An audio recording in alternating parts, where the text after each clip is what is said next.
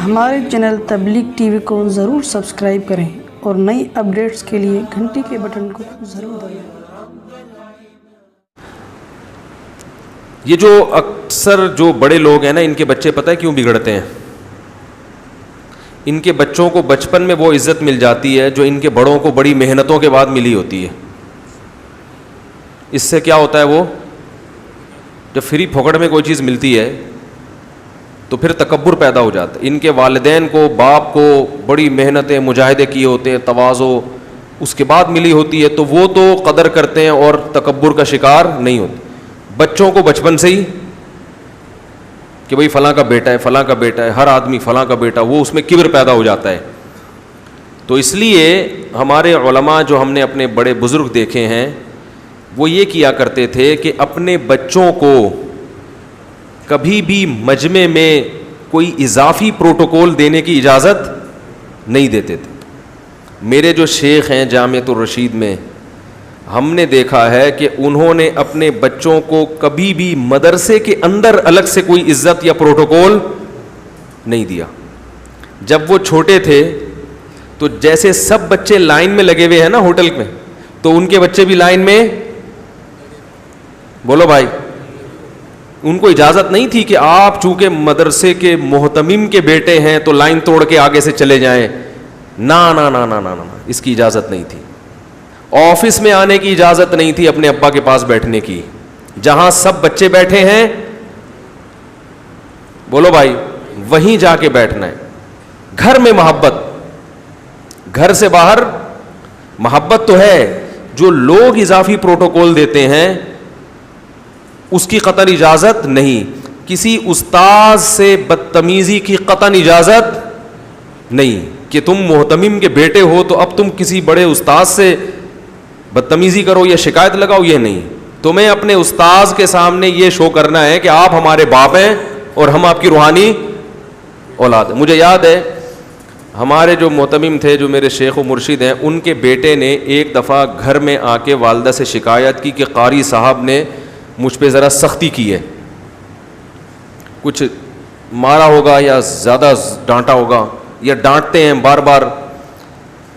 تو گھر میں آ کے والدہ کو بتایا، والدہ نے کہا ٹھیک ہے میں آپ کے ابو کو بتاؤں گی۔ والد صاحب آئے، ہمارے جو شیخ تھے ان کو بتایا کہ بھئی وہ مدرسے میں بچے پہ کیا ہوئی ہے، ذرا سختی ہوئی ہے، ڈانٹا ہے قاری صاحب نے یا مارا ہے۔ تو انہوں نے کہا اچھا ٹھیک ہے، بچے کو الگ سے بلایا۔ پھر بچہ خوش ہو گیا کہ اب کیونکہ ہم تو محتمم کے کیا ہیں، بیٹے ہیں بھائی، اب جا کے استاد سے پوچھا جائے گا آپ کو پتہ ہے آپ نے کس پہ ہاتھ اٹھایا ہے؟ تو انہوں نے بچے کو بلایا، بچہ خوش تھا کہ ماشاءاللہ اب شکایت سنی جائے گی۔ بولا ہاں بیٹا کیا ہوا؟ بچے نے بتایا کہ قاری صاحب نے ایسے کیا۔ انہوں نے کہا بیٹا یہ ایک دفعہ آپ نے شکایت لگا دی استاذ کی، دوبارہ آپ کو اس شکایت کی اجازت نہیں ہے۔ اگر دوبارہ لگائی تو جتنا قاری صاحب نے مارا ہے اس سے ڈبل کون مارے گا؟ ٹھیک ہے۔ باقی وہ الگ سے ٹریس کر رہے ہیں، کیمرے لگے ہوئے سب کچھ، کہ ایسا تو نہیں واقعی بچوں پہ ظلم ہو رہا ہو۔ بچے کو اجازت نہیں ہے کہ وہ استاذ کی، اسی طرح میں آپ لوگوں سے بھی کہتا ہوں بچوں کو استاذوں کی شکایت کی اجازت مت دیا کرو، تکبر پیدا ہوتا ہے، بگڑتے ہیں۔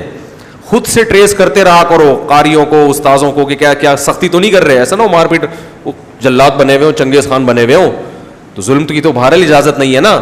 خود سے کسی طریقے سے چپکے جھانکتے جایا کرو کہ قاری صاحب ایسے تو نہیں کھڑا پھڑا پھڑا تھپڑ، بعض قاری ایسے جلاد ٹائپ کے ہوتے ہیں، وہ تو اس سے بہتر ہوتا ہے کسی چنگیز خان سے پڑھا لے انسان، حقیقت بتا رہا ہوں۔ تو خود سے سب کچھ نوٹ کیا کرو، بچوں کو نہیں۔ یاد رکھو جی، ایک بات خوب اچھی طرح سمجھ لیں، پھر بس آگے چلتا ہوں میں۔ دیکھو بچے کی جو بچپن میں تربیت ہے نا، کوئی اتنی مشکل نہیں ہے، چند ٹیکنیکل پوائنٹ ہوتے ہیں، اس کو پکڑ لو۔